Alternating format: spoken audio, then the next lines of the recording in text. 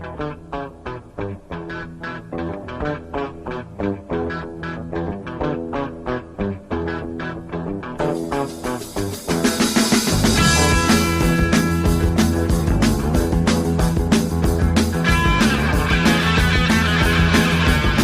to Rogue Bogues. This is episode 51. Myself and Pro. What is going on?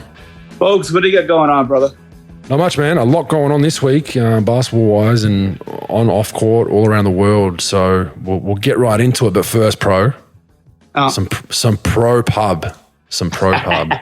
Rick Carlisle with the shout out. I just got the text message not too long before we went live here to record. Rick Carlisle has raved about Finney Smith and Jalen Brunson, their developmental success, becoming outstanding players when he was with the Mavericks, and he credited Mike Procopio. Can you believe that? I mean, I'm happy for I'm pleased with the gesture, but no offense, but it's about 5 years too late, and it's I probably could have got that about 5 years ago. Could have saved my job there, but what are you going to do? Yeah, it would have been nice during contract time. Up is down, down is up, left is right. I mean, to be honest with you, I haven't really thought about it much. I got the text when, people in the organization that were there, and I was like, he's like, what do you think? What do you think? I'm like, dude, I haven't talked to him, Cuban, like 3 years. Believe me, like, if he really felt that way, I would have still been there. So, I mean, it's nice. It's nice for someone to recognize you. You know me. I don't love that. I'm not a big fan of that credit stuff. But when it comes to contracts and keeping jobs in your career, like, that's the part. Like, if it was real statement, if it was fake, just to maybe to get some good pub, like, from how we left last year and trying to get good pub talking well about people. Maybe he does it forward, but in the NBA, that's how you get your assistants paid. That's how you get your assistants to get up. Like, you actually mention them in the media. Like, me, I'm not jumping on credit, and I don't beg for credit. I don't beg for any of that. I didn't retweet any of that stuff. It's just, it's nice if they would have said that when it actually could have mattered, But then again, It would have helped. Yeah, exactly. You would help your actual credit rating if you got some credit. Yeah, no shit. I don't have to be working at a 7-Eleven. I could actually be in the league or making some money doing something. So, what are you going to do? Very interesting though. Very interesting and random. I'm sure it's random for you because it's about you, but just such a random thing. But maybe, Pro, you need to pack your bags for Indiana the next couple of weeks. So you never know. Just have that bag ready in the garage. Hey, look, I'm ready to pack my bags anywhere, but. It was weird. It was a weird deal. Like, it is what it is. I'm not going to think much about it. It's just, it would have been nice if it was done 5 years ago. You know what I'm saying? I agree. Anyway, had to lead with that one, bit of pro pub. But team of the week, I'm interested to see who you've got this week for both because I've got two good ones, I believe. My team of the week, I'll go first. My team of the week, the Atlanta Hawks, Pro. Mm-hmm. 6 straight. 6-4 in their last 10, so obviously 6 straight, so they were 0-4 before that, but 6-4 in their last 10. They're still tied for, 10th in the East because they just had such a dismal start to the season, bit of injuries, bit of COVID. They're 23-25 at the moment. We thought they'd be a lot better than they are. They're starting to show that the last 10 games, that they are that team we thought they were last season. They've still got a lot of work to do. Climbing out of that big hole is important. They're getting healthy, like I said. Trae Young, East Player of the Week during that span, 31, 9 and 4, 47% from three. Actually shot it from three better than the field, 46%. In that span, second in offense. For the season, they're second in offense and 27th in defense. So that's their problem. They can't get stops right now. Capella has been in and out of the lineup. But in that streak of 6 straight, their defense has lifted to 8th. That's a great formula. Second in offense, 8th in defense.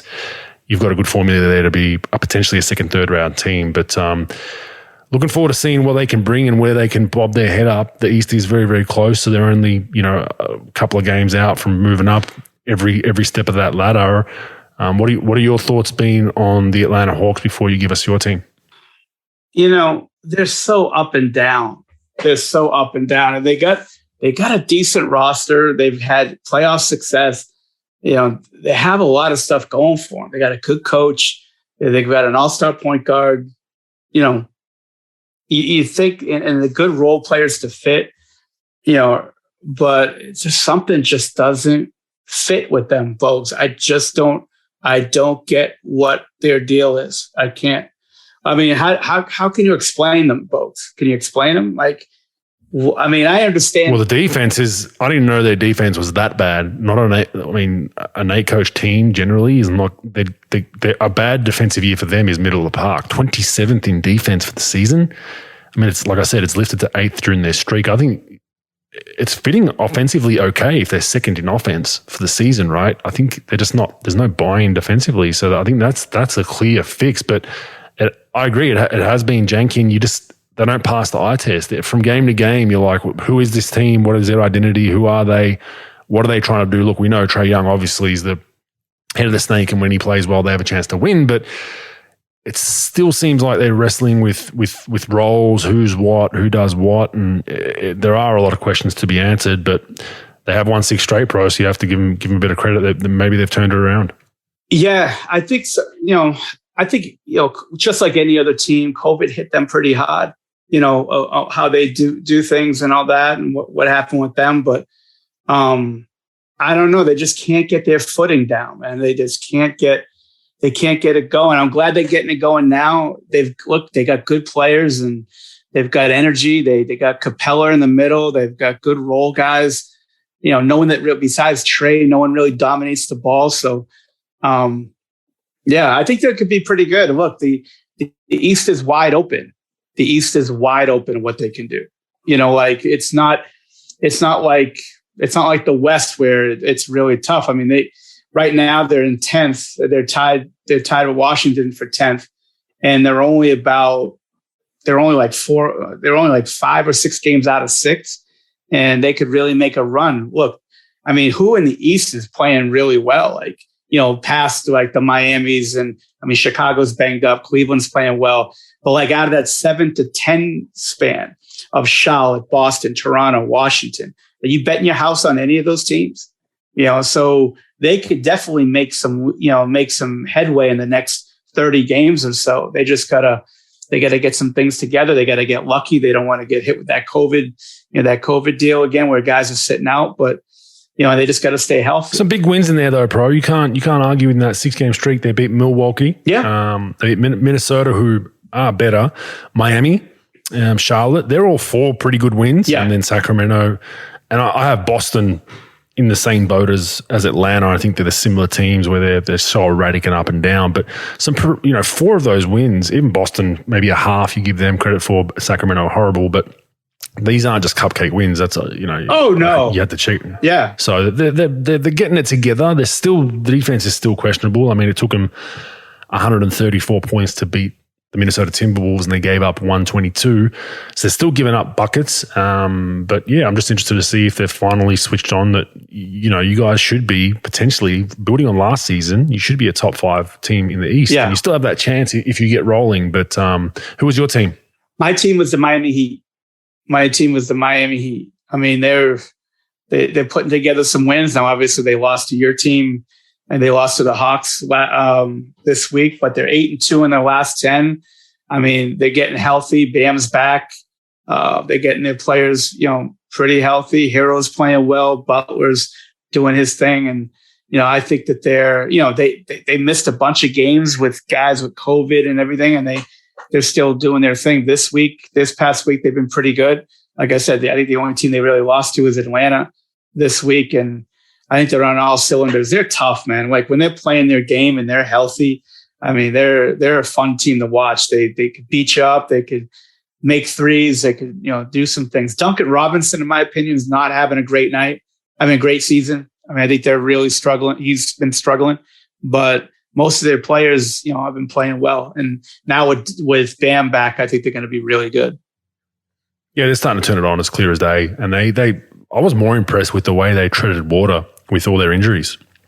That's something that was really, really impressive to me. I mean, they didn't set the world on fire win-loss, but they treaded water. They stayed around 500, maybe a little bit over during those injuries of Butler out, of Bam out. And that's what you look for in regular seasons is that the sign of good teams is when their superstar goes out for 6 weeks or 4 weeks, or we lose this guy, we lose that guy. Next man up mentality, we talk about it all the time, but actually having a squad and a belief that you can continue on and keep rolling. We're not going to use this as an excuse. I think the Miami Heat are a prime example of they didn't let this a good start to the season, then go, as long as we're around 500 when they come back, we'll be fine. They actually kept punching, and they had some other guys step up. We talked about numerous players that didn't play much that came into the lineup. So I like what they're doing. I like what they're building. They're just always so solid. I mean, they've only ever had probably 2 or 3 bad seasons in the last 15 to 20 where they've just been absolutely horrible. But other than that, they're always in the mix. So we'll continue to watch that space. My team of the week, my shitty team. Yes. Pre-notables. I'm just going to state these two because they were in the contention. For me, it was OKC have lost 7 straight and Washington have lost 4 straight. So they might be one of yours. We'll see. They've both been horrendous. But I'm going Utah Jazz again, I think. Lost 4 straight, 2-8 in their last 10. They've lost 10 of their last 12. They're still 30-20. They remember, they got off to a hot start to start the season. So, and they're still 30-20. They're still 4th. Rudy in and out doesn't help, obviously, but I still feel like they should be much better with Rudy in and out of that lineup. That, as we spoke about a couple of weeks ago, they had a run where they lost to Detroit and Indiana and a few other teams, and that's inexcusable. So I was intrigued, and I'm like, let me go and have a look at some stats of some guys. What's the notable difference? Now, Mitchell, Rudy, and Bogdanovic, their stats are roughly the same, if not better. That was surprising to me. Rudy's having a better year again, year on year. Bogdanovic is roughly the same, and Mitchell's a little bit up. So I was like, okay, cross them out. Jordan Clarkson, he's down 3 PPGs a game. So he's gone from 18 to 15 off the bench. That's huge for them because he provides, as we know, when they're struggling to score, struggling to flow offensively. Last season, he came in and was just a bucket off the bench. Mm-hmm. Conley's are roughly 2 PPGs down a game, which isn't a massive one, but you factor that in with 3 from Clarkson, so his stats a little bit down. Joe Ingles is the one, and that's my guy, but they need more from him. I think he'll be the first to tell you that he's struggled this season a little bit, comparing to his high standards of how he played last season. He's gone from 12 points a game to 7, but he's gone from 45% to 35% from 3. And 35 by league standards is still a good number, right? But for Joe Ingles, it's not. He's one of the best shooters in the world. So, and I know. This isn't from me talking to Joe or anything that he's told me. When I watch the games, I feel like it's just a strange fit with Conley, because when you've got Mitchell and Conley in their primary ball handlers, I think Joey's so good in the pick and roll with Rudy and Biggs at roll. Makes the right reads and a feet set shooter. I think with Conley now in that squad playing big minutes, Joe's gone a 3rd, 4th wheel where he's just a lot of the time stuck in that corner. He's just not really involved offensively as much as he has been in the past. He's getting older. He's getting slower, if that's even possible. Sorry, Joey. And that's been noted by some people. But I think Ingles is the one that needs to make them go. I think he's one of their best creators. I don't think Donovan Mitchell's a great creator for others. So that then goes down to, I think Mitchell's a bucket. Bogdanovic is a bucket. They're not great creators for others. They're more just, I'm going to score on you at all costs. Ingles and Conley are the 2 main guys that'll create for others. So I think they need to get him back to that 10, 11, 12 a night, 6 assists, 3 for 5 from 3, and they've got a chance. But they're the guys I factored in. They need to pick it up because they're slowly slipping in the West, and with how things are going in the West, you don't want to be 6, 7, 8, 9 in the West, because that's dangerous. You're flirting with trouble, and we've spoken about at length that the Utah Jazz have a very, very good home court advantage. So you want to try to scrape into that top 4. But if they don't pick things up, that momentum, I think they're starting to second guess themselves. It's looking shady, Pro. What are your thoughts? Yeah, my thoughts are, they had a pretty tough week with their schedule. They had to play Phoenix twice out of that, and they played some decent teams in the week, but if you want to be a championship contender and you're talking championship and you lose one player, losing your best defensive player and the best defensive player in the league, it's, for a little bit of time, that's going to hurt you for sure. But there's no team that should be in the top 6 in the league. If you talk about Phoenix if you're talking Phoenix, Golden State, Utah, just say, even though they're fourth, right? And then you go Miami, Chicago, and let's say Miami, Brooklyn, and say Milwaukee, right? Yeah. They miss one guy. Like, yeah, maybe you can't beat the cream in the crop, right? But like, you should be able to compete even without one guy. And they're just it seems like they're laying down sometimes.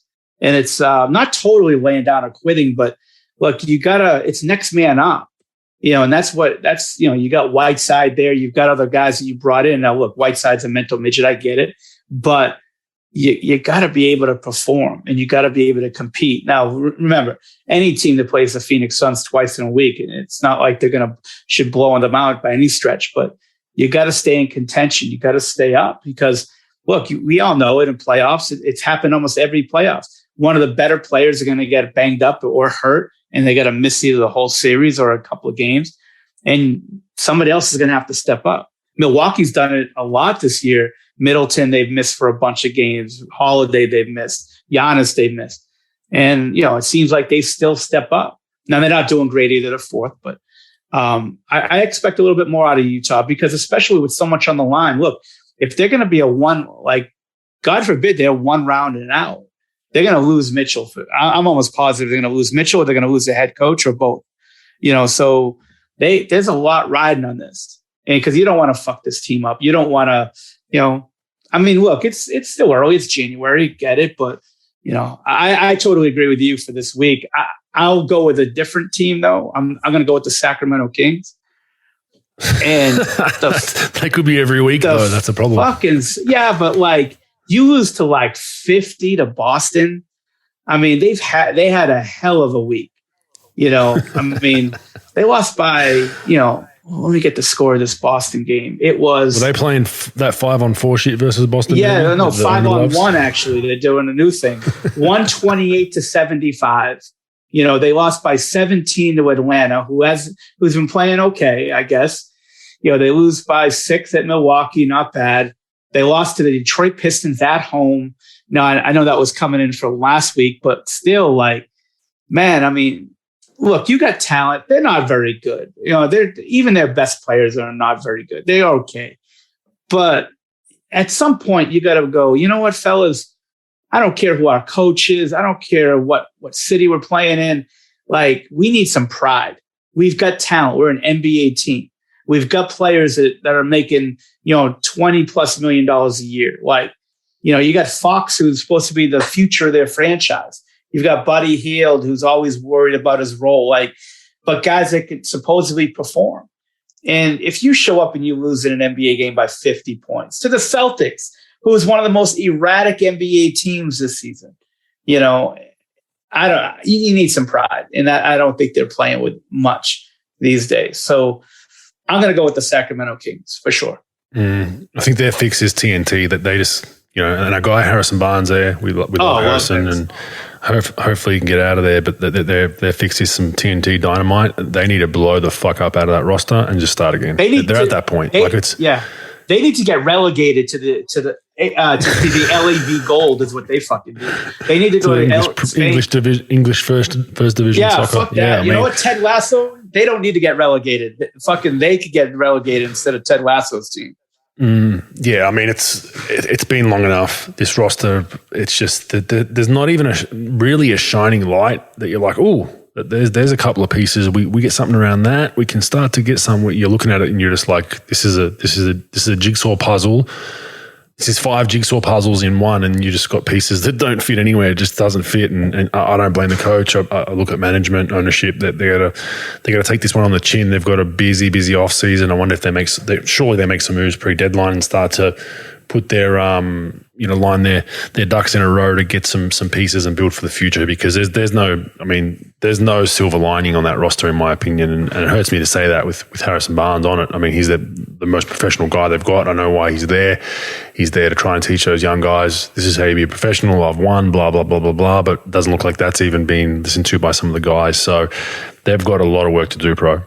Yeah, we're going to talk about it in the Fact or Fake news, but They just don't have any stability in their franchise, and it starts. It's a shame. Brand new arena, beautiful arena, one of the best arenas in the whole league for sure. And yeah, and Sac gets a bad rap. I don't think it's that bad. I think there's way worse cities to live in. Like at least the weather's good, the city's not horrible. You got facilities. Like there's a lot of new estates popping up. It's what, an hour and a half odd drive from San Francisco if you want to make that drive, maybe a little bit more. So it's not isolated. I'd rather be there than some other Midwest cities, to be honest with you, that are pouring snow every day. So I think it has potential. They just can't get it together. They need to do this. They need to, first off, they need to put that owner in a Hannibal Lecter Silence of the Lambs. Like they need to chain him up and they need to put a mask on him and don't let him get involved with the organization with who they're picking. Listen to their GM. I don't know their GM at all. Maybe he knows what he's doing. I assume he does. He's in a position, but I don't know him, so I can't tell you. Let the GM do his job and have some stability. Then invest as much money as you can. Take your trust funds away and put them into player development and say, you know what? We're blowing this thing up again for the 98th time.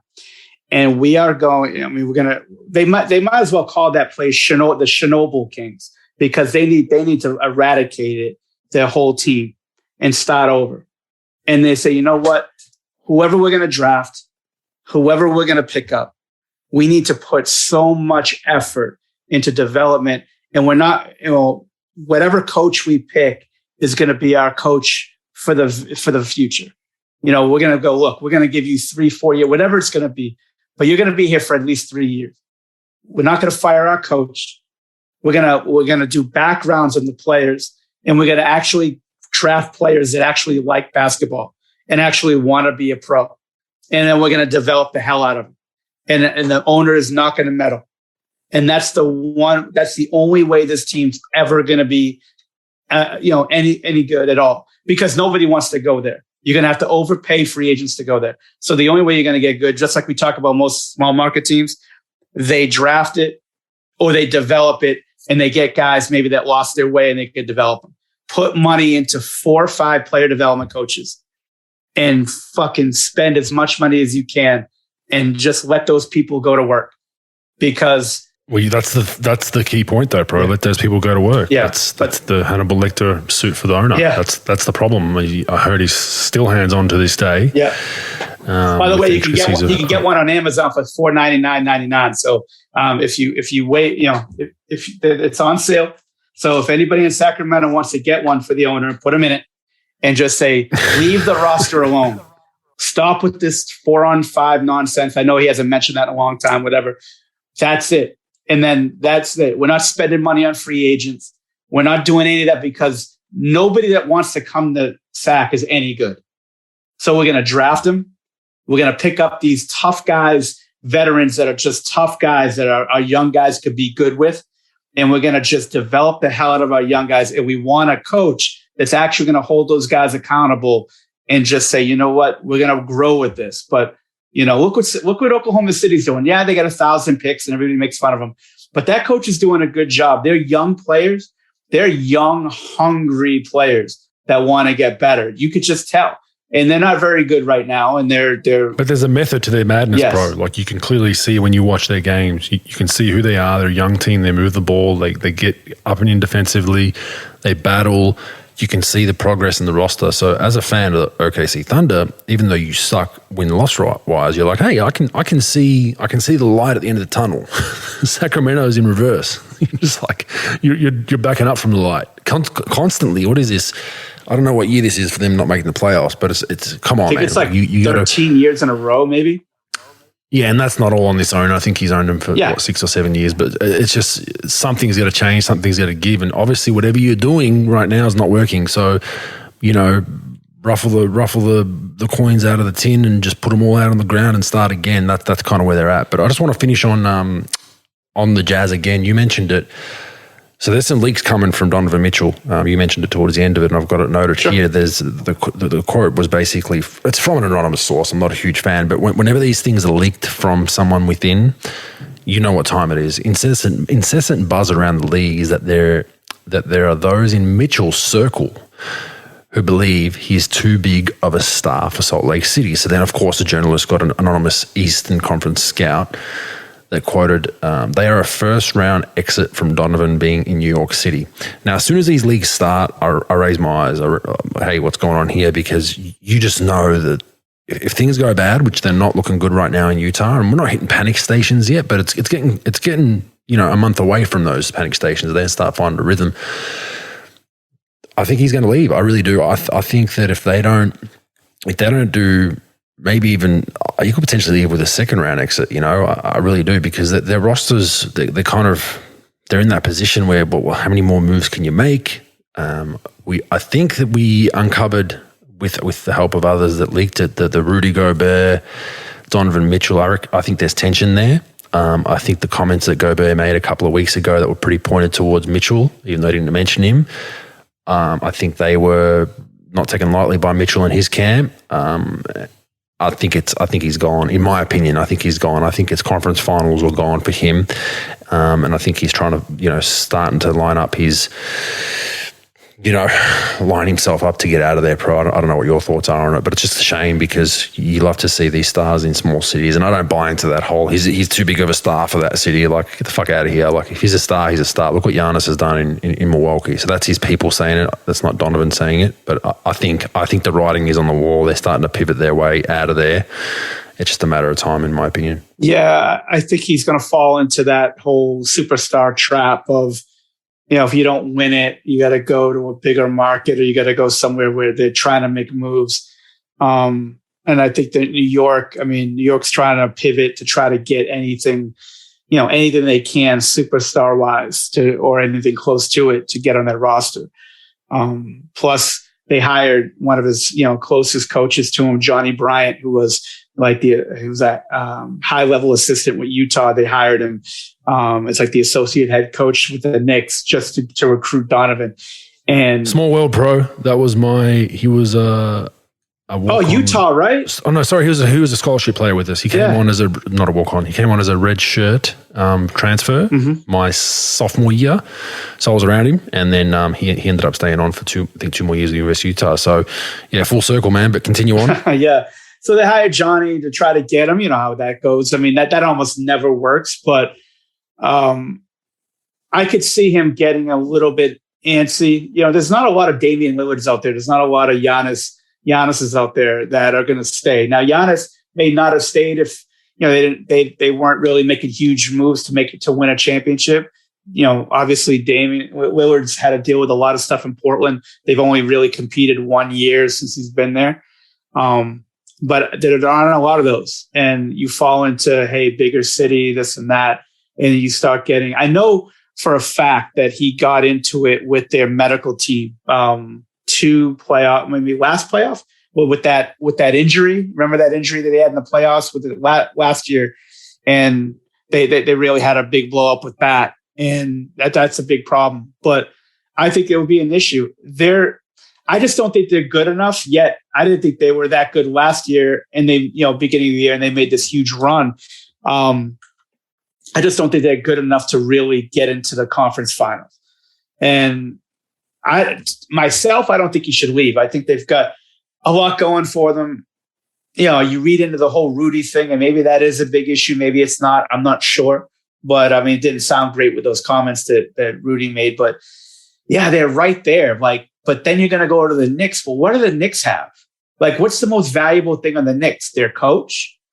Randall, the star of New York City, I guess. Yeah, out of Salt Lake. But you go there, and first of all, they're going to won't be as good as Utah. That's for sure. Yeah, and they're going to have to give up a lot to get him on a sign and trade. They're probably going to have to give up. They probably won't do Randall, but they'll do some of their other pieces. But then you got to think, Bogues. Everyone thinks he's going to New York, but then you got to think: is there a trade that New York that the Knicks would want to make? Is there a trade that the Knicks or the Utah wants from the Knicks, to make a trade work?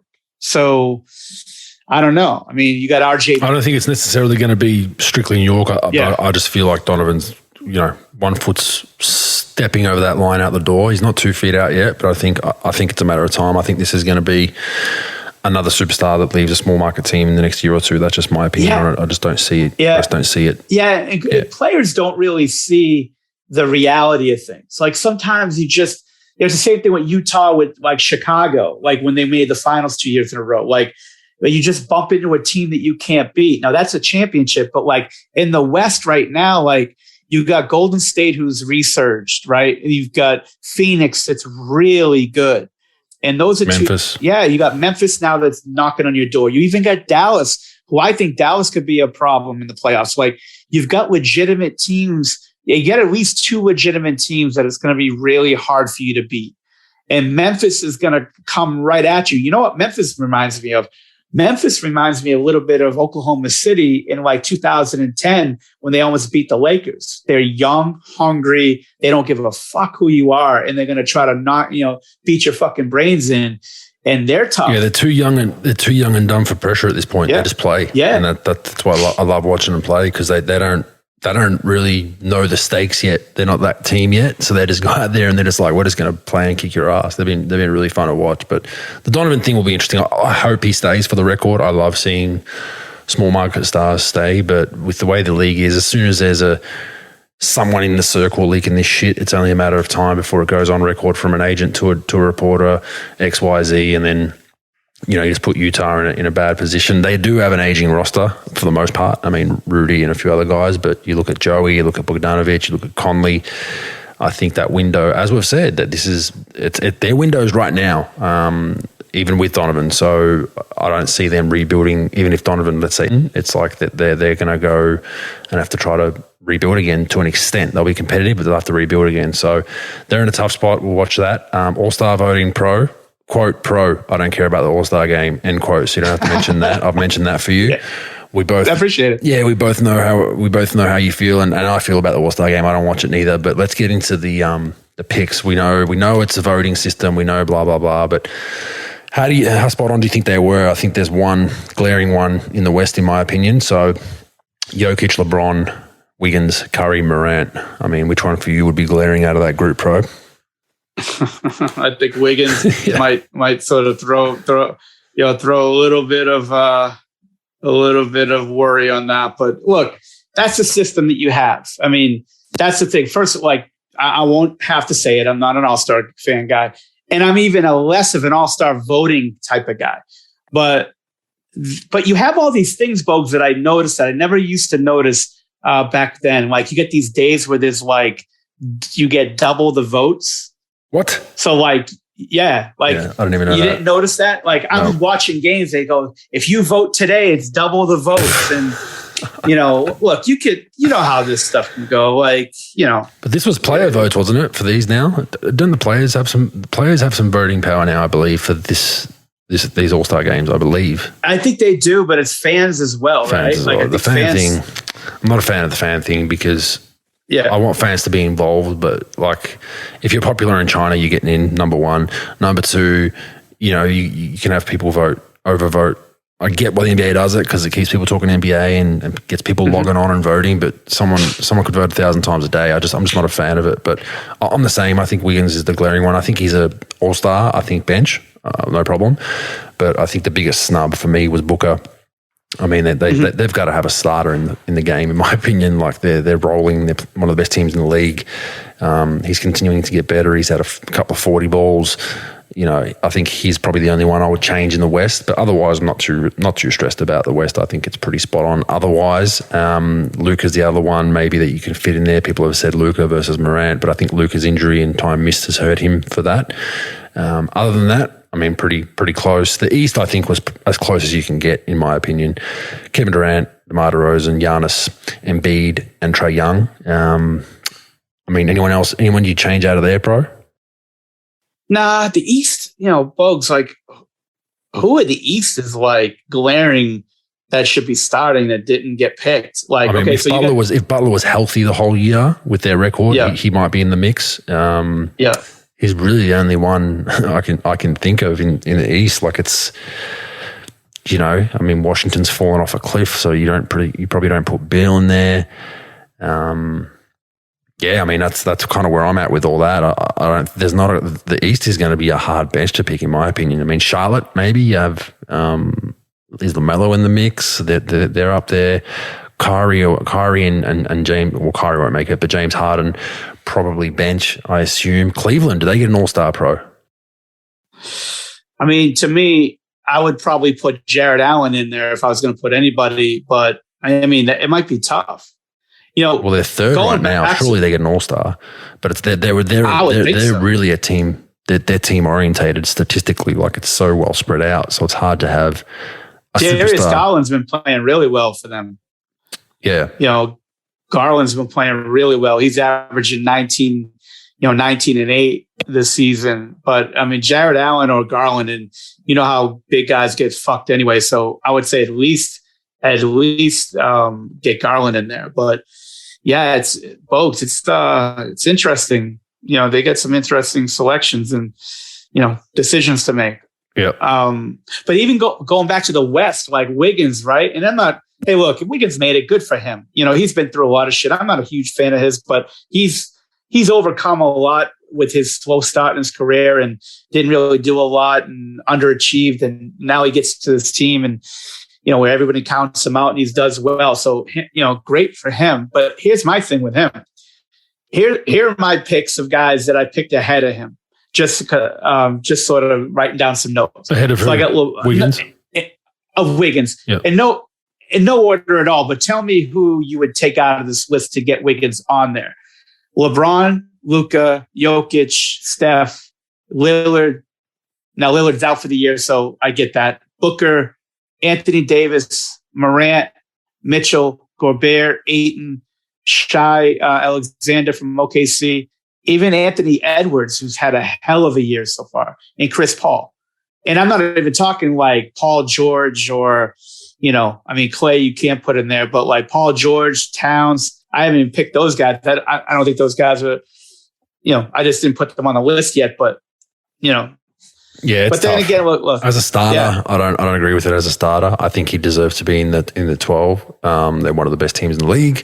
He's probably their second best player. Draymond's been out, so yeah, you probably have him as your second best player up to date with the amount of games he's played. It seems like he never gets hurt, plays a lot.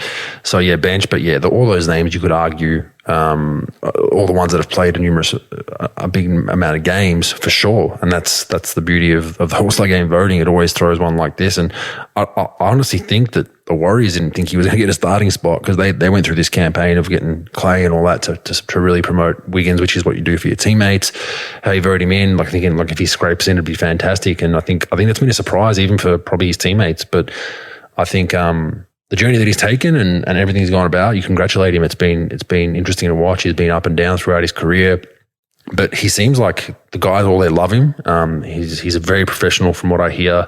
Comes to work every day. The guys enjoy being around him. So congratulations to him. But that's the beauty of what we're dealing with in the All-Star voting system every year. There's no right or wrong way, in my opinion. Yeah, I mean, you're not going to fix it. You're always going to get. You're always going to get someone to get screwed. And then you have bias. If you just do coaches, then coaches hate certain guys. And then if you do players has, there's always going to be that human element to it. And that's how you go. By the way, the Rising Stars game, Pro, have you read anything about this? Not one thing. Because I'm heavily confused with what is going on. So the rule change again, Pro, shocker. They've gone 28 players, 12 rookies, 12 sophomores, and 4 G League Ignite players are divided into 4 teams, Pro. The teams will be coached by members of the NBA's 75th anniversary team, along with assistant coaches from the coaching staff selected to coach this year's All-Star Game. The G League Unite, obviously, we've mentioned already. There will be 3 games played, 2 semifinals. Oh, Jesus. Yeah, 2 semifinals, with the winners then playing in a championship game. Using the NBA's 75th anniversary theme, the semifinals will be played to a target score of 50. So it's not even a regular game. It goes to 50. And the championship game will go to 25. Just my question is why? They will get this one, Bro. There will also, this one's hilarious. I saw this and I was like, what? There will also be a shooting competition in between the semifinals and finals with each shooting location being tied to an iconic shot made during the NBA playoffs. There will be 4 teams. There'll be 4 teams of 2 competing in the time trial to make the shots as fast as possible. what the hell is going on? Like, this is just overkill central. It's a fucking Rising Stars game. Like, it's rookies versus sophomores. No one's coming really to see that. It's just you're watching it because it's part of the event. If you've paid for a ticket, you're seeing the Y Pro. What is going on? Bogues, I don't know, man. I mean, everything's a fucking show. Like, you got to be Barnum and Bailey on everything. Like, everything's got to be the greatest show on earth. And we got to read an encyclopedia confusing to figure out the rule. Like, 4 teams, semifinals, first to 50 this game. Like, if you're a fair weather fan, like you're a wife of a guy that loves basketball, and you show up one day and they're playing to 50, and the next day, like, why are they playing to 25 today? That would be my first question. What is this shit? Like, it's too much. You know, Bogues, like, yeah, when you try to outdo yourself, and maybe because they want to, they charge a fortune for that Saturday night ticket, and they just want to put more stuff on it. I don't know. I don't care. I don't watch it. So yeah, I mean, have at it, but it's just too much. Like, it used to be, the rookie sophomore, just like, that's it. Like, let's do it. Then it was like, then they like split it up, United States versus international. Then they're doing this and they're doing that. But you know what? They're trying to promote their Ignite program and all that stuff too. But what happened was they had that rule. I forgot the rule they called it. The Mueller rule or whatever they have, the TBT that they put in the All-Star game. Yeah. I thought that was pretty cool. The one about, it depends on like what the score is. You got to play to a certain score, to win the game. Like, that stuff's pretty cool. But then you're just going over small tweaks. Just like, small tweaks. But shit, who wants to go? This is a mini tournament for the Rising Stars game. It's like, I'm sure the players are thrilled to be maybe playing in 2 or 3 games. Like, yeah, fantastic, great. You know what I mean? So, yeah, I think it's overkill. Yeah. I don't want to be reading a rule book when I'm going to watch a basketball game when I know the rules already. That's pretty much what it comes down to for me. And I'm aware of basketball rules and what's going on. It's not hard to pick up, but at the same time, I just want to go and enjoy. If I'm going to enjoy it, I want to go and enjoy it. So I thought that was interesting. This maybe a bit of panic there from the NBA trying to clutch at straws to find new exciting things for these young kids out there, get them involved in the NBA. So, okay, trades. Harden pivoting to Philly, pro. That's a rumor. He has a great relationship with Daryl Morey and the owner of the 76ers, believe potentially some business interests together already. I'm not too sure about that, but there's some rumors around that. That has now inflicted tampering allegations because of Harden's relationship. Teams are saying that's bullshit. It's not fair. It's clear as day what's going on. Harden has been on record saying he will be looking at other suitors in the offseason. He also mentioned, this is in passing, but some frustrations around Brooklyn and Kyrie not playing and not being the best roster that he signed up for, blah, blah, blah, blah, blah. That could just be an excuse to get out of there. But there is some rumors to that allegation. And I think if Philly pulled that off with, essentially just losing a Simmons and a Tobias Harris, I think they move up very, very quickly to a contender in the East. They still kind of are fringe contender, but not with the current roster. I think they need that one more piece that they're missing, because Ben isn't playing and they haven't moved him yet. But they get a Harden, you match him with Embiid. That is going to be very, very tough. But do you think there's some seriousness to this? Do you think it's legit? Do you think Harden stays in Brooklyn? Who the fuck knows about that question? That question, nobody fucking knows. Like, right? Like, nobody knows. I think everybody wants to have their 2 cents of what they think he's going to do. I know that Daryl Morey has a big time love affair for James Harden, and he'll do anything, and I mean anything possible. Tweet out to more countries. Who the fuck knows? Like, apologize to China. Like, he'll do anything possible to get James Harden. I think there is some traction there if he is frustrated. If Harden is frustrated with what's going on with Kyrie, if you read into all the other stuff that that they've been saying about about Kyrie playing and the roster and things, I think that there is an issue there, and he could leave. The problem here is Philly has very little bargaining power with this because they're way over the cap. They can't sign him in free agency, even if he opted out. So it'll be sign and trade. But there are other teams that would do it. There are other teams that would sign and trade that could probably give him a little bit of a better package. So they don't have to trade him to Philly. And it's all what Brooklyn wants to do. If I'm Brooklyn, to be honest, I'm just going to say, you know what? Let's try to win a championship, because even without Kyrie, they could still win a championship. It is not out of the realm of possibility with, healthy Harden, healthy Durant, and those other guys. I think they have a legitimate chance to still win a championship. Plus, the mask mandates or the virus mandates, whatever you want to call it, the vaccination stuff, that could change by next year. So what if they win a championship and then the mask mandate stuff, or the virus stuff, the vaccination things change and they let the kid play? Mm-hmm. So what happens there, Yeah. It's I think it's been a grind for everyone. I think everyone's mentally on the edge, not just Harden, so he might be looking out, but definitely an interesting one. And I'm not going to lie, I think that would be great to see for Philly's point of view, because it would put them in contention. The other one, there were some rumors that the Hawks rejected a Simmons and Harris for Collins, Bogdanovic, and 3 first-rounders trade.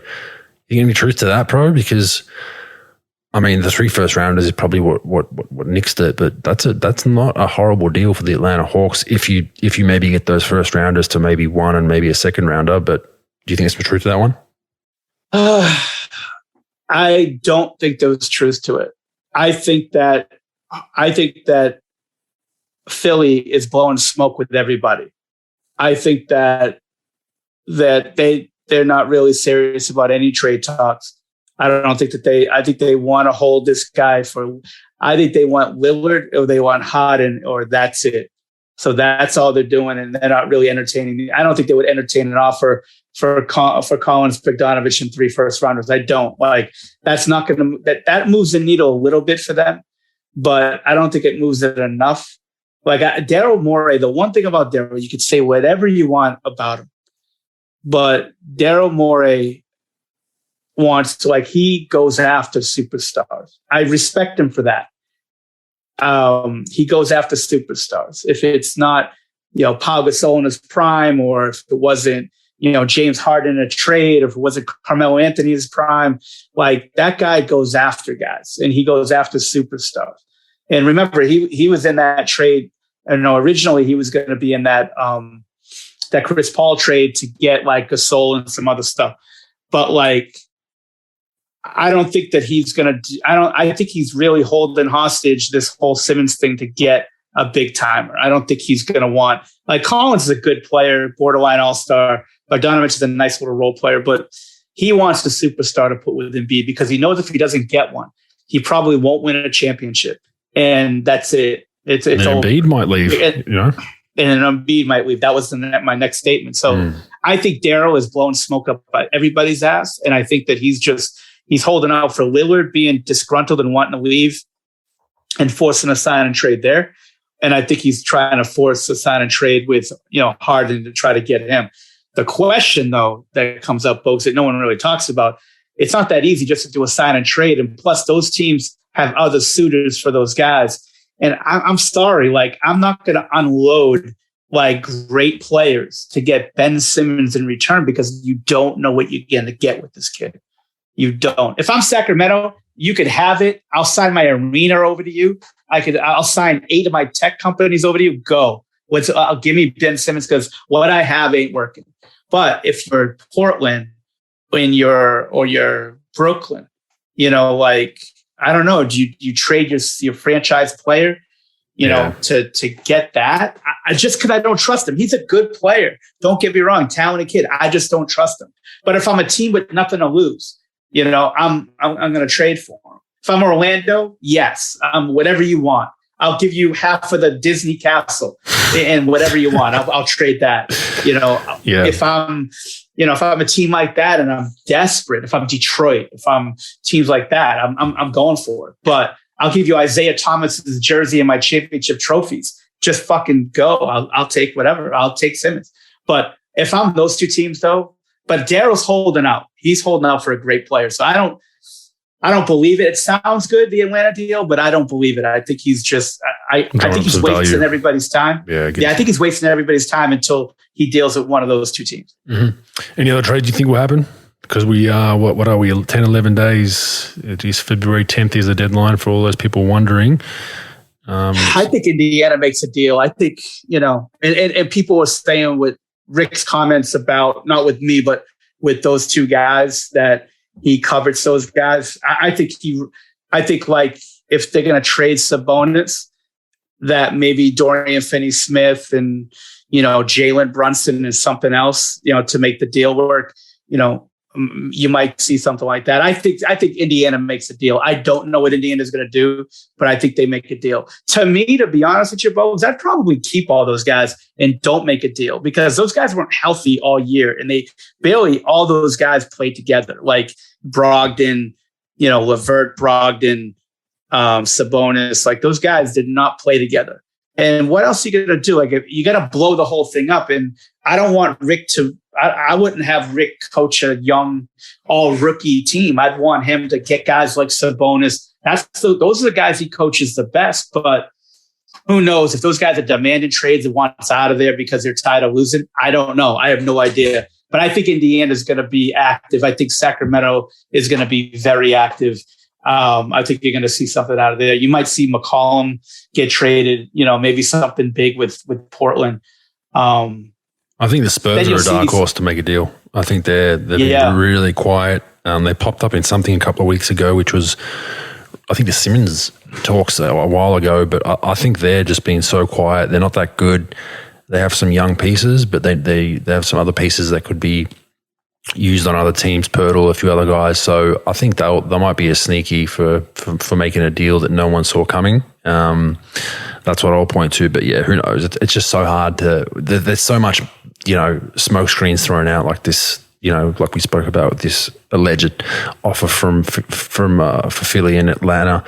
It's just, you don't know what's a smoke screen from an agent, from a scout, from a team, from a GM, from a coach. You just don't know. So you got to kind of pull apart the weeds and try to make your own decision. But I think San Antonio will be one. So we'll see how that all goes. Injuries, pro. There's been some bad ones. The worst hit, the Chicago Bulls, within 2 weeks, pro.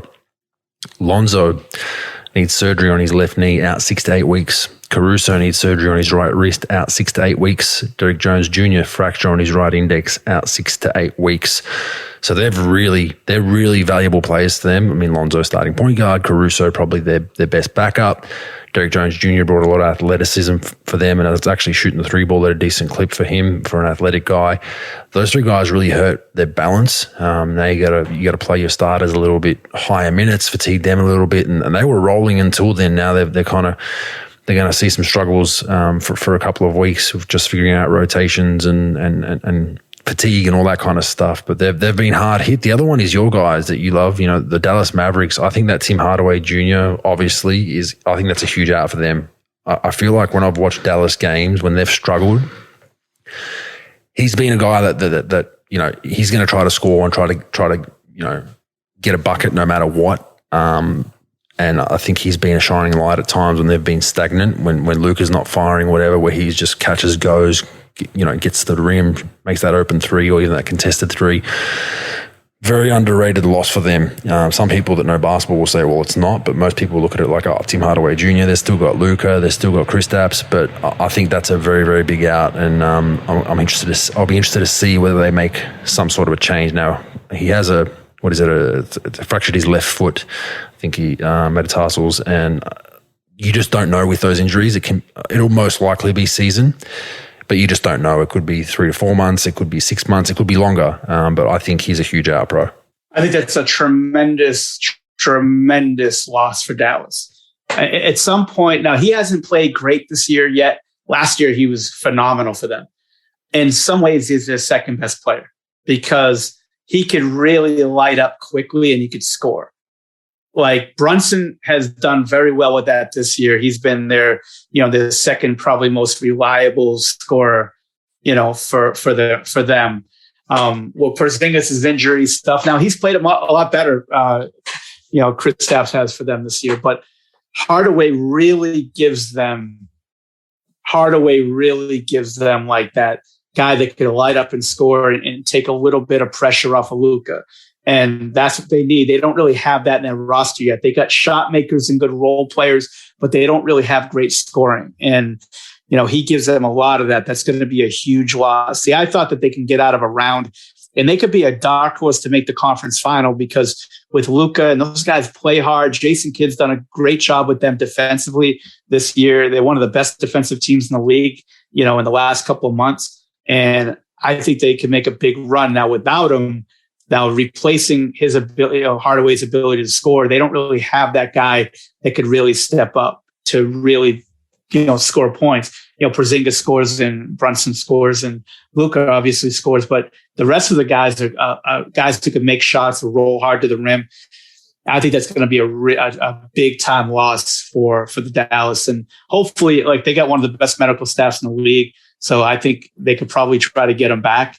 If anybody can, they can, and if he can be healthy come playoff time and sort of moving pretty well, but who knows with that foot? No one knows. It's tough with feet, man. But even if he's back, he's going to be ginger, and you don't want it to then turn into another injury or an Achilles or an ankle, whatever. So I think it'll be a while. Hopefully he does come back, but yeah, massive out.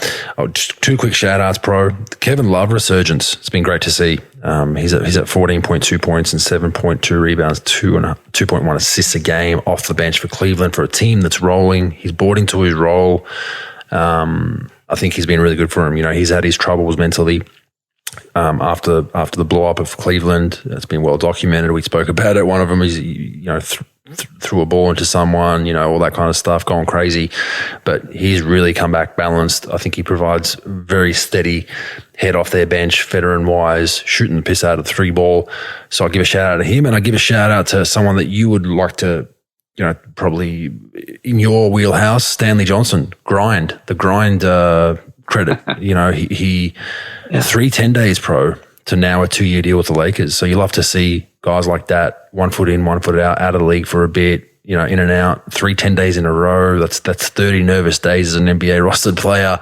Congratulations to Stanley Johnson for his 2-year deal. I mean, probably one of their hardest playing guys, in my opinion, on that roster. Yeah, Bogues, the best thing I think that could happen for half the players to get drafted in this league is to fail. Is to fail, to get cut, to get traded. Now you really know for the first time in your career that your shit actually does stink once in a while. And it's not going to be a guarantee. And I think Stanley came in with that attitude. He was just going to be good. Just because he was an All-American, one of the best high school players in the country, one of the best young college players in the country. But he never learned skill, never learned work ethic. Friends of mine that would coach him in Detroit and other places said that typical go see his trainer, hat on backwards, doing literally an hour of ball handling before they get into anything, not doing anything with his shooting, not doing anything with, spots on the floor that he would work with. And I think that he figured it out when he got out of the league and nobody really wanted him. And I think now you come back in that mentality, okay, the door's not open for me anymore, in the sense that they're not just going to cater to me.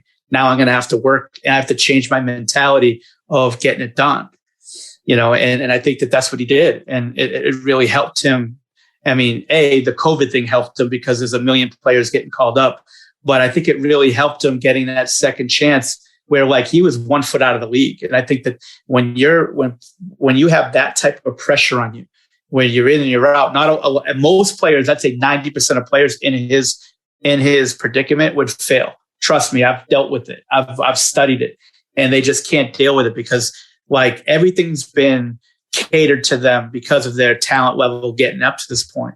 And hey, hats off to the fucking guy, getting it to where he's working hard, and now he understands what it takes, to stay in this league. And I'm glad. I'm happy for the guy. And the Lakers need somebody. Shit, they're about to sign Clipper Darrell next week, so I'm glad that Clipper Darrell, the guy. I know who he is. Yeah, for those not familiar, there's a guy that dresses in a all Clippers.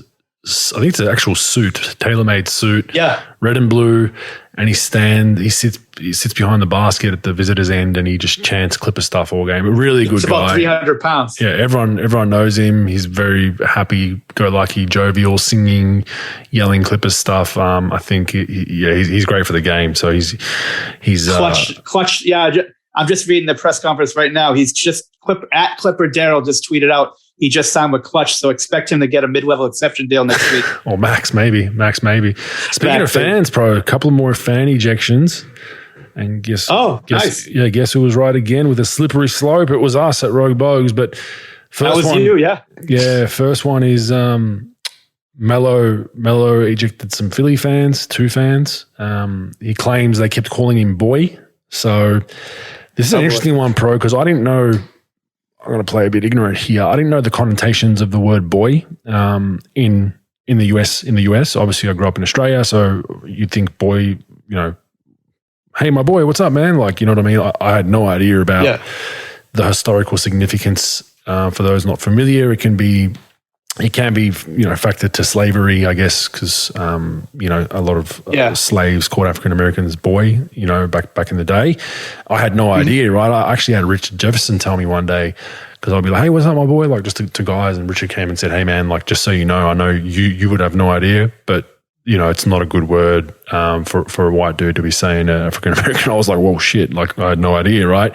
Didn't know the historical significance of it, but I guess that's why Mello, for those wondering that were like, boy, what's a big deal? But then you need to figure out whether that was what those guys were using it for, or whether that's in their everyday language, and that's a shit show trying to figure out, Pro. But that was one of them.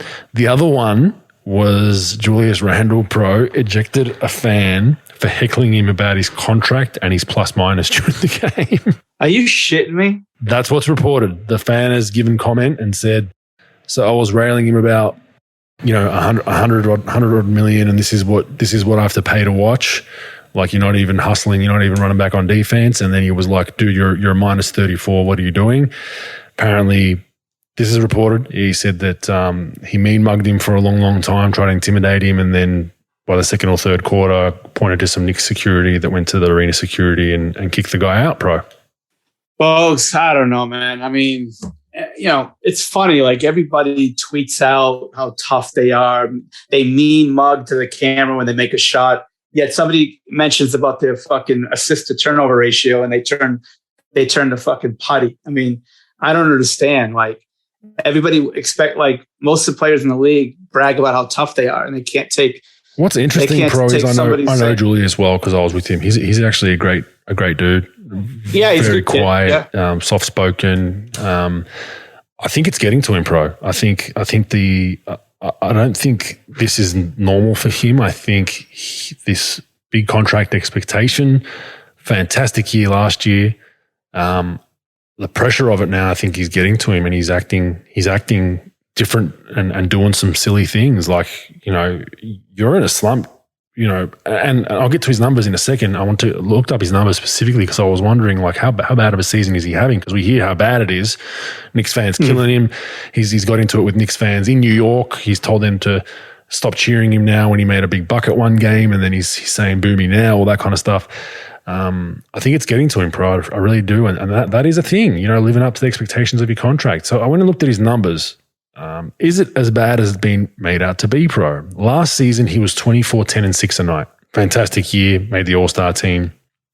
This season, I looked at it, 18.5, 9.9, and 5.0. That's not horrible by any means. Like, that's not a horrible year. So the only difference is his 3-ball has deserted him this year compared to last year.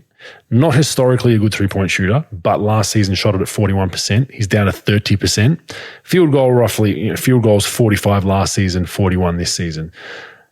So that's my question. Are the fans in his head, the pressure, is it as bad as it's being made out to be? He's arguably, okay, he's 5 odd points, 5.5 odd points less a game, but I mean, most 18.5, basically 18 and 10 with 5 assists a night. They're not horrible numbers. You do need more from your max guy, but if that was your max guy, most people would take that. That's not horrible. So he's still above his career average. What's going on, Pro? What are your thoughts? I feel like it's getting to him a little bit. I think he's overthinking it. He's paying attention to things that he probably shouldn't pay attention to, and we've all done it. I've done it. You've done it. We've all done it. No excuses here. I've definitely done it. I've definitely gone back at fans and probably said things to people that I shouldn't even be paying attention to, but that's when you're in the moment, it's different. Do you think it's that? Do you think it's the pressure of the max deal? Is it that that monster of New York City, the media, the fans, everywhere he goes, just goes, gets a hot dog and probably gets cussed out by some bastard on the street. Is it all of that factored in? What are your thoughts with it? I think New York is a very tough place to play. You know, I mean, look, you've got internet trolls and you got like fake media, that just kill you and all that, like the low level media. But now you've got actually big, like New York Post, and all that stuff going on in New York. And the fans are hard on you. The fans are behind you, but they could be really tough. And I think that, when everything was rolling last year and, he was doing so well, I think it wasn't easy for him because it's not easy to do what he did. But I think that once you start listening to when you start reading press and you start reading tweets and you start paying attention to that stuff, it can get to you. It's very hard to be the best player on any NBA team, let alone a New York team. And I think that it's tough and they're struggling. They're not playing well. They do have other players that sort of like, have gotten some chances that like probably taken away from his offense a little bit. Barrett's taking more stuff, Fournier, Kemba Walker and all that quickly is, taking a little bit away from it. But I think it's getting to him. And I think the pressure of not winning games and then who are you going to blame? Who's the media and fans going to blame? The guy who's making the most money on your roster and the all-star. It's going to be Julius Randle. And look, like, that's why, like, when Kobe played, he didn't have Twitter. He didn't have any of that. And he goes, I don't want to like read that stuff every day. It wouldn't affect me, but he goes, but it's a waste of your time because then you just get like, he goes, too many of my young kids that are on our team, like they pay attention to that and it really eats at them. And so why would you care about what anyone thinks? But that's what we do with the social media world, that everybody becomes soft. Everybody becomes, a victim of it. Not a victim, but they live it. They serve it. They want to feed into it. And it's just, it impacts you. And I think Randall's a really good kid. Look, he went to school in 1.5 miles from my house. This little school called Prestonwood. It's a church team. It's a high school sponsored by a church, a mega church. But it's like small environment, Plano, Texas. It's like, it's not huge. It's not a big time school. And as far as like 80,000 kids or anything stupid like that. So like he goes from there to playing 1 year in college and then he goes to the NBA and Lakers, breaks his leg, whatever. And then he goes, he ends up at the Knicks. And I think the media and everything I think he's reading into it too much and he's letting it affect him. And yeah, he's got to get himself out of it. Probably the best way to get himself out of it is just get in the fucking gym and cancel all his social media accounts. I don't think he's a huge social guy at the moment anyway. But I think the New York thing definitely is playing on his mind. As soon as you go back at Knicks fans on your home floor, no matter how bad you want to do it, it's probably on the list of things you don't do because they love that shit and they're just going to now go at you even if you're playing well. But like I said, 18.5, 9.9, so 18 and 10, 5 assists. Not having a horrible year by any means. Not having as good of a year last year. So my advice would be for people around him, advising him would be exactly that. It'd just be, hey, like you're not having a horrible year. You're not playing as well as you did last year. Your 3 balls deserted you a little bit, but you're okay, man. You're okay. Chill the fuck out. Continue on. Get your team into the playoffs and then have a good playoff series. And no one talks about this again. That'll be my advice to him, but we'll watch that space. Finally, last 2 things. Draymond Green has signed a deal with Turner Sports Pro. Interested. It's a hard thing to research. I've got to get stat muse on it, but I think he might be the first active player in the NBA to sign a deal like that. Have you heard of anyone else back in the day? Because I can't remember. I think Shaq was retired when he started up with them. Yeah, the only guys, Bogues, that I've ever heard do that is they do it for the playoffs when they get eliminated, but they don't have a deal. Like he's got a podcast too, doesn't he? Somebody told me. Yeah, he does. He just does it like on. I think he's got a podcast and then he'll do the live video on Instagram. Sometimes I'll drop some clips, but yeah, to do it, he's basically doing it in season. So he'd have to fly into probably Atlanta. That's where they do it from, I believe. That's strange as well, from the Bay Area, where, even if it is only a couple of times a year, that's a hell of a flight to go do some media for. So I assume he'd do it when he's probably on the East Coast for a road trip. But just interesting tidbit. I mean, you don't see that very often. The times are changing. The media, players, everyone's thinking outside the box and doing things that are non-traditional. I like it. I don't think he's a guy where it will affect his play, because I've seen him ball out on 1 hour sleep. Like he's that kind of guy. Like he just, once he's on the court, it doesn't matter what happened before. He's ready to go. So just an interesting one, because you just don't see it very often. I think listeners out there, let us know if you know anyone else in the NBA at least that has signed I know it's happened in the AFL, Australian Rules Football. I think Luke Hodge was one that had a media deal while he was playing towards the end of his career. But in the NBA, I ever rarely see this. It could be a first. So we'll watch that space. Finish off Aaron Baines' article, Pro. I'm not sure if did you happen to read that? I did read it. Yeah, it was pretty interesting. I heard something about him in a bathroom during the Olympics, but I didn't really get the story. And yeah, I'd be interested. It was an interesting deal as far as how it impacted him. But then, like, the fall that he took. Now, Bogues, he took the fall before something like layup lines or in the so game got taken out. I mean, not rumors. He's gone on record to say that against Nigeria, which was the first game of the tournament, came out at halftime. And he had hand sanitizer on and just went for a stock standard dunk and came off the rim and fell, and felt a little bit of pain. And I guess we can put that down as a COVID injury, Pro, can't we? Because of the hand sanitizer. I'm not sure. But that was when he first, I guess, felt some of the pain. And that wasn't really noted by anybody. But then, what game was it? It was one of the games later on in the tournament. Went to the bathroom and basically quoted as, the team doctor was then summoned to the locker room to check on, why hasn't Baines come out? They found him in the locker room on the tile floor near the bathroom. He was sprawled out, blood on his uniform and on the floor from 2 deep, inexplicable puncture wounds in his upper arm. Now, that has been reported by Aaron and in this article as 2 shower towel hooks that were on the wall. And yeah, I mean, look, he was in and out of consciousness. They had to get him on a stretcher out of there. So much so they got him on a stretcher. Then he had to go to the bathroom. So he got off the stretcher to go to the bathroom, immediately fell to the floor. So obviously something neurological going on. He's hit something, whether it was in his arm or neck or whatever it was. But just a crazy story. There were other rumors floating around at the time about who knows what's happened. Has he punched a wall? Has he done this? That's what we were, these are just rumors. I'm not confirming them or denying them, but that's what people thought. Like, what's going on? How did he hurt himself in the locker room?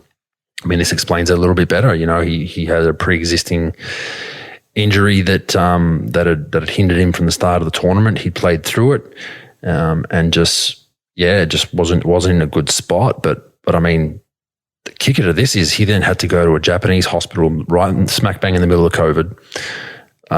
He's quoted as saying, "The loneliest time in my life was laying in that hospital, going in and out of consciousness and going over my life plan and my goals and just crying." That was his quote. And you hear that, and there's getting injured, and then there's getting injured in the NBA, and then there's getting injured in a foreign country where you don't know the language. He said I spoke to him a couple of times during his time in hospital, and he's a big foodie, Pro. Like he's all about briskets and slow roasts and steaks. I'm like, "How you doing, man?" And he's like, "Man, the food." He's like, it's basically microwave rice and some sort of mushed up protein every day. I'm struggling more with that than the pain, So tough, man. I mean, Dellavedova got a couple of guys and went over there and had to go through all this protocol of filling paperwork with COVID, and they finally got in. And he said that really helped him. But I believe he had to fly back to Australia on I'm not sure how he did it, but was basically still on a stretcher at that point when they got him down here, and just knuckled down and rehabbed, and he's doing much better. He was at the Brisbane Bullets game the other night, about a week ago. He's walking. He's looking like he's progressing to get back to some sort of basketball prowess. So he's noted as still trying to have goals to get back to the NBA. I'm not sure if that's plausible. I hope it is, but otherwise the NBL will definitely be knocking on his door. I know he's based I think, in Queensland. So, there could be some opportunities there, maybe the Brisbane Bullets, so who knows, but he's trying to make a comeback, and you just hope, basketball aside, for me looking at this is who gives a shit. I just hope he doesn't have any long-term effects of what has happened, both neurologically, both the functionality of his body. I know he's got young kids, that he's one of those hands-on dads, loves to get in and amongst it with his kids. You just hope that doesn't hinder any of that. So if it doesn't and he rehabs and gets back, fantastic. So for everyone out there wondering, a really in-depth story. If you go to ESPN.com, the heading is "The Mysterious Fall and Harrowing Story of an NBA Center." Give that a Google on ESPN.com and have a read. It's a pretty nice-sized article, pretty in-depth, which you don't see these days. There's nothing clickbait about it. Everything's in there. But he's noted as saying, "I don't know what the path will look like, but I'm going to give it one hell of a crack." So we wish Aaron Baines all the best, bro. Yeah, you hear so many good stories about the guy. He's supposed to be a really nice guy, great teammate, hardworking, really tough. And but as a human being, you just want to make sure he's okay. And I've heard great things. I don't know him. I've never met him. I've coached against him when I was in Dallas, but I wish him nothing but the best as far as his rehab and trying to get better. And hopefully he can get back in the court, but hopefully he's just functional as a human being to the best of his ability throughout the rest of his life. So hopefully that doesn't derail him much longer than it already has. So 100%. He's got a nice little book to write when he's all said and done. That's for sure. Without question. Without question. Or a podcast, Rogue Baines. Please do. He could buy my share out. He could buy my share out. Yeah, give me some foodie restaurants and some gift cards, and I'll sell them my share. Fair enough. All right, stats useful and useless. Got some decent ones. Bro, Bismack Biyombo. Name you don't hear very often. You don't hear spoken about very often. His last 6 games, pro. 14.8 points, 10.8 rebounds, 68% field goal percentage. That's the effect of Chris Paul, right? But useful or useless? That's a tough one. I mean, I'd say it's useful. I mean, it's useful. I mean, the guy could play a little bit, and he's got some stuff left in the tank. He plays hard, and look where it is. I mean, it's not that hard to be a double-double guy, especially on a high-level team with great guards, especially one of the best point guards of all time. So I think it's useful because I don't think the guy was out of the league, right? Like, he was signed through COVID. I don't think anyone really signed him until the COVID stuff hit. And I think people just had him for dead, like as far as an NBA player. Like, I think he was out, and to go out and now averaging 14 and 10 over 6 games. And I mean, I watched the guy play. It seems like he could probably do this all year if he gets the minutes. I know most of it was done when Ayton was out, but I think the guy's not bad. I mean, I think the guy's a good player. He's not a skilled player. I don't think he could score 10 points in the gym by himself for 4 hours, but I don't Except think for the last 6, he's at 14.8. Yeah.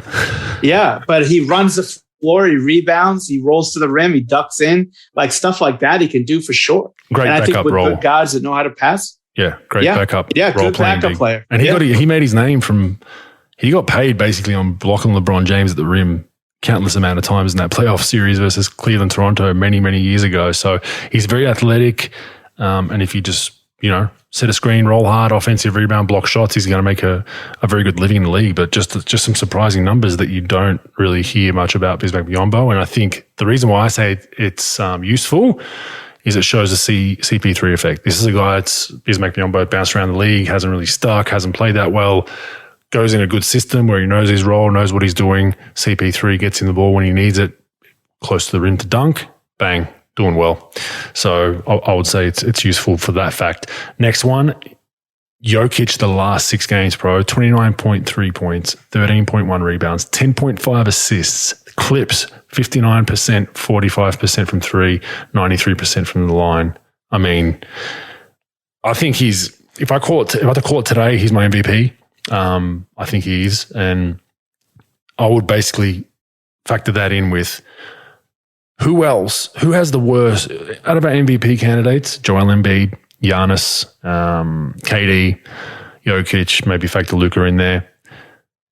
Jokic has the worst roster, in my opinion, by far. And that's not disrespecting that roster. It's clear as day. No Michael Porter Jr., no Jamal Murray. And to see what he's doing and they're still competitive in the West. No, no Bol. No Bol, yeah. Trade got reneged. Yeah, exactly. But that's why I'm saying this. I think Embiid's having a fantastic run as well. Steph's down there, fell a little bit with his shooting, but roster to roster wise, he easily, it's not even close. That's the Nuggets out of the MVP candidates. So you got Milwaukee, you got Brooklyn, you got, Dallas, Golden State. It's to me, it's not even close. And I think if he continues along this trajectory, it's just not getting enough attention. I think there's still people that are, Joel Embiid, Giannis are still up there. But man, that roster is not a great roster, and they're competitive. That's all Jokic. What are your thoughts? Useful or useless? Yeah, that's useful. That's definitely useful. I mean, the guy to do that and still be an MVP candidate, with a team like that, and still, they're still a little bit competitive too. As far as playoffs and stuff, not to do anything in the playoffs, but I mean, they did to lose what he lost with Murray and Porter and the other guys that he lost, to still be in the playoff hunt is crazy to me. I mean, I think it's definitely useful. I mean, the guy's one of the best players in the league. I mean, if not the best player in the league. I definitely think it's a useful stat. Yeah, and the other thing I would counter with people saying, it's, rosters are similar. If you put just Giannis or just Embiid or just Luka on that Denver roster, would they do the same? Who knows? You know what I mean? But I think he's done very, very well, and it will be interesting to see. I think this is one of the closer races we've had in a number of years. So we'll watch that space. Next one, All-Star votes from players. So we spoke about earlier that players can vote. Ben Simmons got 2 votes and John Wall got 1 vote. They've both played 0 minutes this season, pro. Useful, useless? It's useful to tell you how fucking stupid people are these days, to do some shit like that. I mean, give me a fucking break, Someone said that Ben Simmons and John Wall obviously voted for each other, but then it leaves us with one extra vote going to Ben Simmons. And my whole point with All-Star voting, name and shame the voters. I want to see who's doing. I want to know who's voted. Name and shame. It will eradicate a lot of this shit, because there were people back in the day, even journalists, that were doing stupid shit like this, like voting in guys that were not even playing minutes or whatever, right? So I think you name and shame this. I think it changes a lot, but it's useful to show the stupidity of, I don't know if the players were just having a laugh and making fun of shit, but that's just bad in my opinion. So whoever voted for those 2 guys, you're just taking the piss out of the whole thing. Fact or fake news, the Sac Kings death segment. Let's go. All right. So it's going to be a Sac Kings segment tonight. Fact and fake news. Bogues. There's a lot. I mean, there are some shit show organizations. Is the Sacramento Kings the worst run organization in the NBA? Today? Fact. I'm sorry. Sacramento Kings are the worst run organization in the NBA. Fact or fake news? Oh, today, fact. That'd have to be. I mean, it's a circus. It's a circus. Like I said, they've got no MO about who they are and what they're doing, what they're trying to be, where they're trying to go. What are you trying to do? Like we've said, OKC, young, not great win-loss wise, but you can see a method to that madness. You can see what's going on. Fact, I think they are, as of today, right now of current, they are the worst run organization in the NBA. It is not even fucking close. They are the worst run organization in the NBA, in my opinion. Since getting hired, since taking over the team, they've changed coaches 1, 2. So they've had Keith Smarter as a coach since 2012. I think that's when he took over. You had Keith Smarter as a coach, Mike Malone for 2 years, George Karl for a year, Dave Yeager for 3, Walton for 3. Walton for 2 in 17 games. And, you're changing your coach, you're changing your GM, you've changed 3 times. You drafted Marvin Bagley over Luka Doncic. Now, a little bit to that, look, Vlade Divac is a really good guy, good guy, well-respected guy like that for sure. But he's a European guy. and you hired him to run your team, and you get a European guy that's supposed to know Europe, and you draft Marvin Bagley over Luka. Like, here, that's my thing. Like, look, in some drafts you might mess up on a guy, and you might mess up like if you draft Ayton over Luka, right? At least Ayton's going to be an all-star. He's probably going to be a multiple-year all-star. He's going to be a really good player, and you're good to go. But you drafted Marvin Bagley. No offense to Marvin Bagley. On his best day, he's like a fifth starter in the NBA. Fifth starter, maybe. You drafted that guy over a generational player who's going to win multiple MVPs in his career. And then with the coach thing and the GM thing and the roster, and you just can't get it right. So yes, like that's how I sort of picture how much of a shit show an organization is. First of all, like your head coaches, your front office, are you changing them every other year? Are, that your press, the players that you sign, the players that you draft over whatever players that you missed out on, like all that stuff wrapped up in one, and they're just erratic. And that's why I think they're a shit show. They can't get out of their own way. And they're going to do something else now. They'll hire some other guy. And it's just one endless circle. It's just they're going to do the same shit. So and that's why I'm saying you're a hard factor, I would assume. Oh fuck yeah, That's I'm gonna put a new segment. Fucking fact. Mm-hmm. All right, that's the fucking fact. So I just think they are, because they're too erratic for me. Is there an untouchable player on? I'm sorry. There is no untouchable player on the Sacramento Kings roster for trade. Fact or fake news? There is no untouchable player. Yeah. Fact. I'd move anyone on that roster, so that they don't have a piece that I'm like, absolutely no, this is our guy, we're building around him. So I would say there is not. Fact. Yep. Fact. There's nobody. Look, like they got some nice little players. They got Fox is a nice player. Don't get me wrong, but he hasn't shown that he could win. He can't. He hasn't shown that he could lead. He hasn't showed that he's taking this thing serious. He's a talent, no doubt about it. He could play. He could put up points, but he's just not there. Halliburton, good player. Don't get me wrong, nice player, but I mean, who are we kidding? He's nothing that I would say that like I'm not gonna take trades for. Then you got Buddy Hield, same thing, good shooter. Can really shoot, can really make shots, but he's just not really, he's definitely not untouchable. Holmes, nice player, don't get me wrong, but he's not untouchable. Harrison Barnes, I just want to free him. I want to free him from Shawshank and put him to a team that he can win, because he deserves better than what he's got with that team. Because he's such a good fucking guy, one of the best pros I've ever met. And, he needs to get the fuck out of there. But like, there's nobody untradeable. So no, I think it's fact. There's nobody that is untouchable on that roster. That whole roster is tradable for sure. Can they, now with all that being said, can they be a playoff team within 3 years? Fake news? Hell no. I don't see that. No. I mean, I think OKC are going to be probably within that third year battling, maybe. And that's being optimistic. But yeah, when you compare them to an OKC or a team that's rebuilding, I think Orlando's got a better chance of making the playoffs before Sacramento does. So fake news and a half on that one. Yeah, I thought about it, and look, they were close a couple of years ago too. That's the fucked up. I'm saying playoffs, bro. By the way, none of this playing shit. Whenever I talk playoffs, it's you make the top 8. So if you get to the play-in, that doesn't count. Oh, then I'm totally out of my fucking realm here. But yeah, for sure they're not making. It's fake news. I mean, there's no chance. I mean, with the teams ahead of them, there's nobody that's going to plummet past them. There's no chance.